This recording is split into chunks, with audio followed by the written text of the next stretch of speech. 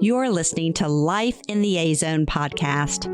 I'm Peggy Sweeney McDonald, and these are my stories of moving back to my hometown in Louisiana after 36 years to live with my father and mother after she was diagnosed with Alzheimer's. It's been a tough journey, but through the hard times, I found the strength to keep moving forward and find those precious moments of grace.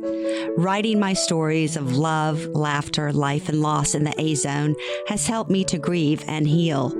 I'm honored to share them with you. Thank you for listening today. Let the sunshine in, I announce one morning as I find Mom and Dad sitting in the living room drinking coffee with all of the blinds closed. The living room has 3 walls of windows that look out to a beautiful forest-setting backyard, including a deck and fountain. It's my favorite room in the house and full of sunlight when the blinds are open, but when they're closed, the room feels gloomy and suffocating. This is not a good atmosphere for dealing with Mom's Alzheimer's and my lingering depression. I walk around the room, turning the rods to open the blinds. 3 windows for each wall, 9 blinds. I finally broke down and made an appointment today to see Dr. April, who is my mom's general practitioner. I brought Mom to her doctor's appointment several times since we moved back to Baton Rouge. Mom loves Dr. April, and I'm impressed with her bedside manner. She was the one who referred us to the neurologist and has been on this journey with our family since we first noticed Mom's dementia. She's also a family friend, going back to when she babysat my sister's kids while she was in college. Waiting in the small office, I realize this is a form of surrender. I need help. I can't deal with this on my own. I'm full of anxiety, can't sleep at night, and feel very depressed. Hi, Peggy. I was surprised to see your name on the list today. How are you? Dr. April says to me. I'm a mess. And I burst into tears. She hands me some tissues and sits across from me. Of course you are, Peggy. You are living with Alzheimer's. I leave with a hug and prescriptions for anxiety, sleeplessness, and depression. I feel weak, broken, and defeated. I'm grateful for Dr. April's compassion and understanding. It was a relief to have her inform me falling apart is normal for caregivers. I head to the drugstore counter in the local grocery store and drop off my prescriptions. While I wait, I stroll around the store and decide we should have tomato soup for lunch. Campbell's tomato soup, the ultimate comfort food. I fill a plastic handbasket with the soup, a quart of milk, sliced American cheese, and saltine crackers. As the pharmacist hands over my bag of pills, she smiles at me and tells me to have a good day. She is the same pharmacist that fills my mom's meds. I wonder if she sees this regularly, family caregivers who eventually break down and come in for their own meds. I am officially a medicated caregiver. I've joined the club. I surrender. Life in the A-Zone is kicking my ass and sucking my soul.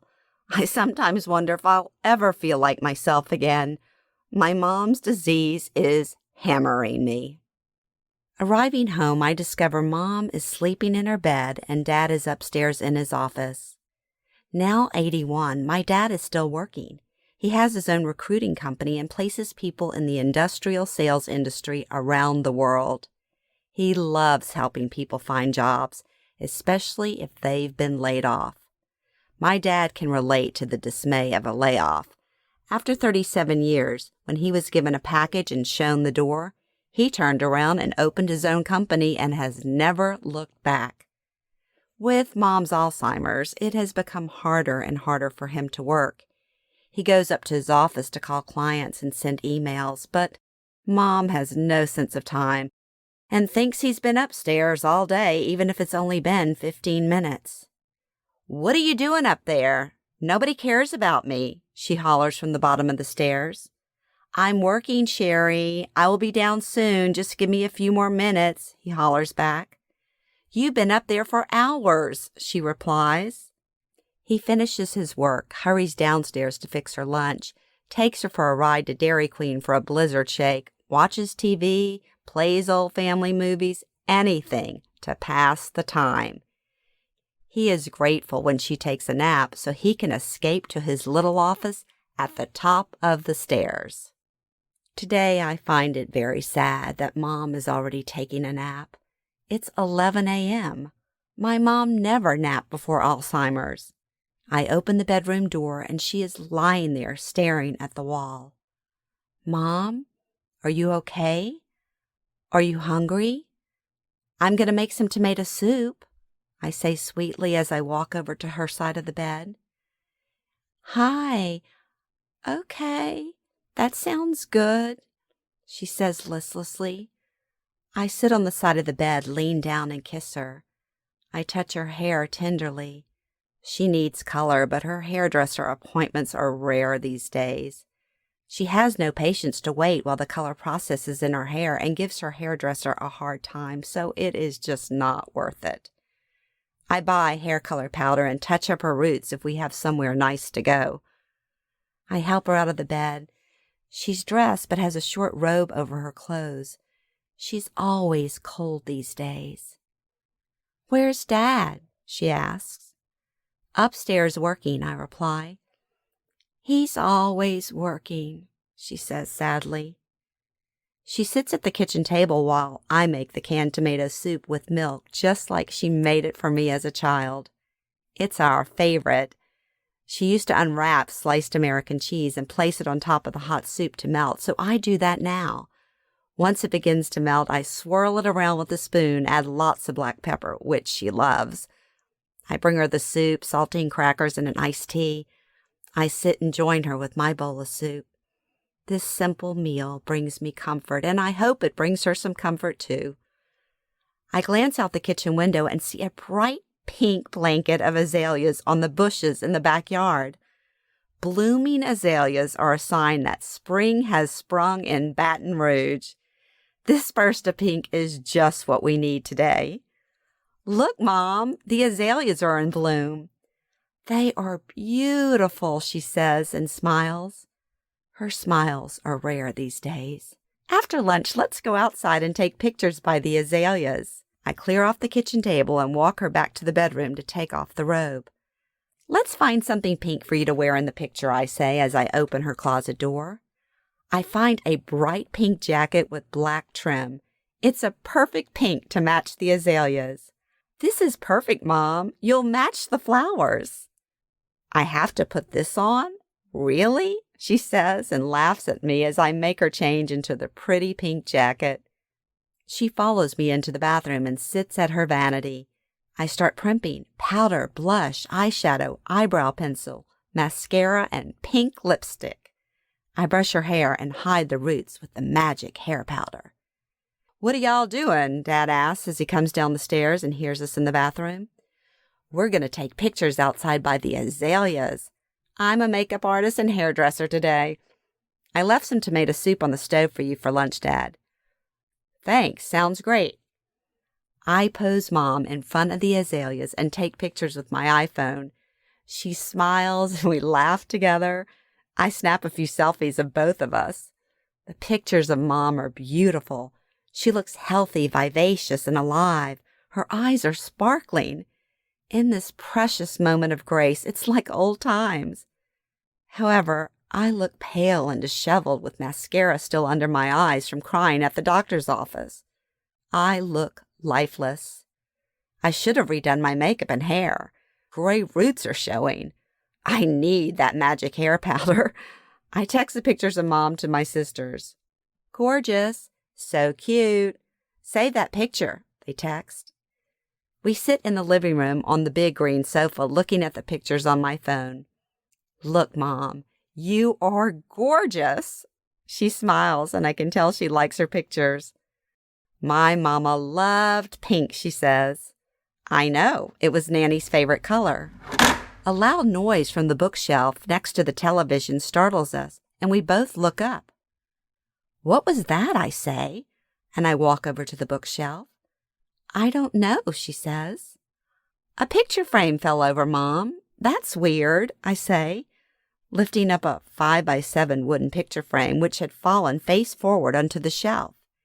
It's a photo of my grandmother, Nanny, in a pink shirt holding my newborn niece, Peyton, years ago. I walk over and show it to Mom. "She's here. My mom's here," Mom says. And I know it's true. Nanny, as we called our grandmother, was full of life and a shining soul. My mother inherited her love of life, family, and food, which she passed on to us. We were lucky to have such a young and loving grandmother. Belvedrine was a spunky redhead and a true Cajun from Ville Platte, Louisiana, and the third youngest of 10 children. When she was just 10 years old, her mother passed away from blood poisoning from a splinter in her foot, leaving a newborn baby boy, Louis, and 5-year-old May for Nanny to mother, as the rest of the kids were out working in the fields or married and gone. She quickly took charge of her siblings and the household. At 15, her sharecropper father sent her to live in New Orleans with cousins. He thought it would be a better life for her. Within months, she was married and pregnant with my mother. Poppy, our grandfather, was Irish and grew up in New Orleans. He died at 49 of lung cancer when I was 7, and I don't have many memories of him. Growing up, our trips to New Orleans from Baton Rouge to visit Nanny were a treat, especially in the summer when I would spend a week with her. Sometimes I would go alone or with my sisters. My cousin Siobhan, who lived in New Orleans, would always stay with us, along with Tammy, a young girl my age who Nanny babysat and who we loved like a sister. Nanny would plan endless activities for us. Our days would be filled with walks down St. Charles Avenue to the Audubon Zoo to watch the seals being fed, riding the streetcar to Canal Boulevard to shop and have lunch at Maison Blanche, playing with dolls and Barbies, marbles, and jacks on the front porch. At least one day we would rendezvous with our Vadrine cousins, Jean, Marc, Barbara, and Suzanne, to go crabbing on the local bayous. We would lean over the water with chicken necks tied to the big crab nets, hoping to catch dinner, then have a picnic with bologna or ham sandwiches on white bread with mayo, Creole mustard, potato chips or Cheetos, and Little Debbie cakes for dessert. Nanny would stand at her stove in her tiny kitchen in the late afternoon, fixing all of our favorite meals. She was an excellent cook, and everything she made, from her gumbo, chicken fricassee, shrimp creole, red beans and rice, white beans, okra, and more, was delicious. "Do you want a little pusher?" she would say, pulling out sliced bread to sop up all the leftover gravy on our plates. And boy, could she make great gravy. For breakfast, she would fry eggs, make a big pot of buttered grits, and serve hot biscuits with her homemade fig jam made from the fig tree in the backyard. A hot buttered biscuit with fig jam and a glass of milk is still one of my all-time favorite breakfasts to this day, and my mouth is watering just thinking about it. Some mornings, we would pile into her Volkswagen Beetle and drive to Mackenzie's Bakery for hot donuts with small cartons of milk to consume in the car. We would bring home little Dobash cake squares in different flavors for dessert that night. Some nights after dinner, she would take us to the local snowball stand for bright pink nectar snowballs, a New Orleans specialty laced with condensed milk on top. Our favorite treat was driving out to Lake Pontchartrain, where they sold watermelon by the slice next to the huge Mardi Gras fountain. The light shining on the water jets changing in different colors every second was magical. We loved running around the giant fountain before going to sit on the top steps that went right down into the lake. We would sit eating our watermelons sprinkled with salt, feeling the wind off the lake spray water on our faces, and listening to the waves crashing against the bottom steps.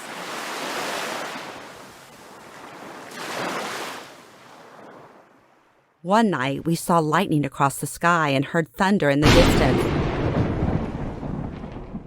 But we were having too much fun and didn't want to leave. Soon the heavens opened up, dropping sideways rain that I've only seen in Louisiana. Back home, Nanny would run a hot bath with Mr. Bubbles for us, and 2 at a time we would jump in to bathe, then put on our cute summer pajamas. Nanny loved music.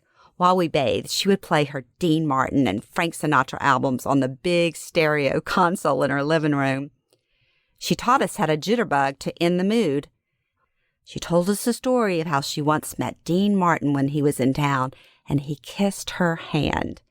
She swore she didn't wash it for a week. She only had a 1-bedroom apartment, so she would set up our sleeping bags in the living room, and 2 of us would sleep on the sofa with our heads on each end and our legs side by side in the middle. It was a slumber party, and we would giggle late into the night. Nanny would take the Greyhound bus to visit us in Baton Rouge several times a year. Mom would let her take over the kitchen, and Dad couldn't get enough of her great dinners. Late at night, she would sneak upstairs to our room, bringing us little Dixie cups of 7-Up and Sara Lee brownies on a tray. It was our little secret. Nanny loved pink, and pink became the color of the world for her 6 granddaughters, nieces, and Tammy. She kept a hot pink suitcase of dolls and doll clothes under the bed for us to play with when we visited. At Easter, she bought us baby chicks that had been dyed pastel colors. We would fight over who could claim the pink chick and spent hours decorating eggs that were mostly pink. She bought us pink matching pajamas. She made us pink Shirley Temples with cherries, and we sat on the porch with her for happy hour with paper plates of cube cheese and grapes while she drank her whiskey sour. Her bedspread was a pretty pale pink chenille, and her bathroom had a pink shower curtain and a pink rug. It was always a pink fest with Nanny. 20 years ago, Jimmy and I were at a wedding in Florida when my mother called to tell me Nanny was dying and now in hospice care in New Orleans. We changed our ticket to fly back to Louisiana instead of Los Angeles. Arriving in New Orleans the next day, we rented a car and drove straight to the hospital in New Orleans East. My mother had just left to drive back to Baton Rouge after being by Nanny's side for days. She wanted to go home and take a shower and get clean clothes. Jimmy stayed with me for an hour, then left to go meet an old friend. I was now alone with Nanny. On morphine, she was in and out of it and started making weird noises when she breathed. "Why is she making that awful sound?" I asked the nurse. "That's the death rattle. All her organs are shutting down. It won't be long." He gave her more morphine in the IV, and then he walked out. I crawled into bed with her and put my arm around her. "I love you, Nanny. It's okay to go. I love you," I whispered to her. Aunt May, Uncle Willie, and Uncle Louis arrived, and I quickly climbed out of the bed. They were shocked to see how their beloved sister looked. She opened her eyes, acknowledging them, but kept drifting off. A Catholic priest came into the room to offer her communion, but once he saw her condition, he asked us if he should give her the last rites. "Yes, please," I said, and then thought maybe I should have waited for my mother to be here. Was she dying now? Oh no, should I call my mom? We stood around the bed, praying and crying together. After her siblings left, Nanny opened her eyes and was staring at the end of the bed as if she were looking at someone standing there. "Nanny, what are you looking at?" I asked her. "Nothing." "Really?" she said unconvincingly and just kept on looking. I felt as if her mother, father, and my grandfather were all there waiting to take her home to heaven. It was eerie but comforting at the same time.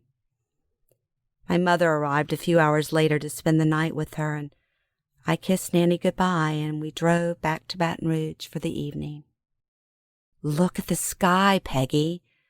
The heavens are opening up to take your grandmother home," Jimmy said to me as we were driving across Lake Pontchartrain.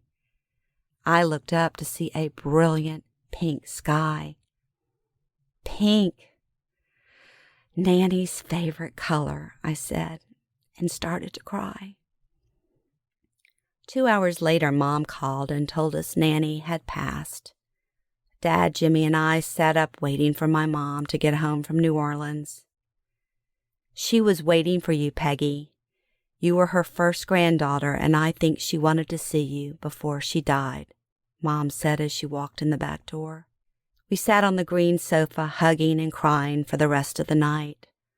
I told her about the pink sky and what Jimmy had said to me. From that day on, every time we have seen a pink sky, we exclaim, "A nanny pink sky." And my mother always says, "My mom is here." Then we stand in the glow of the pink sky in silence, knowing we are being taken care of. Throughout the years, we have texted pictures of pink skies from wherever we are. The pink sky is our guidepost, and we know Nanny is watching over us. She is our guardian angel who makes everything okay. So here I am sitting with Mom today on the old green sofa, and she is in her pink jacket, holding the picture of Nanny in a pink shirt that just fell face down on the bookshelf while we were looking at the pictures on my phone of Mom standing in front of the pink azaleas. It's a total pink cloud moment, and we are blessed. At this moment, there's no Alzheimer's. There's no depression. There's no sadness. Just pure pink joy. And we are okay because we know Nanny is here. Pink cloud moments come in many forms if you look for them. I like to think that the more you look for them, the more they will come. A pink cloud moment came today in our backyard in the form of a blanket of brilliant, hot pink azaleas. This moment of grace didn't cost anything and didn't require much effort, but the happiness and memories in the beautiful photograph of my mother will last for the rest of my life, and for that I am grateful. Thank you for joining me today. I'm Peggy Sweeney McDonald, and each week I will be sharing my stories of life in the A-Zone. My hope is for you to find courage, strength, and grace as you navigate your caretaking journey with your parents, spouse, or family members. New episodes will post each Wednesday. Follow me at Life in the A-Zone on Facebook, Instagram, and Twitter. And check out my best-selling book, Meanwhile Back at Café Du Monde, Life Stories About Food, on Amazon, Barnes & Noble, and Pelican Publishing.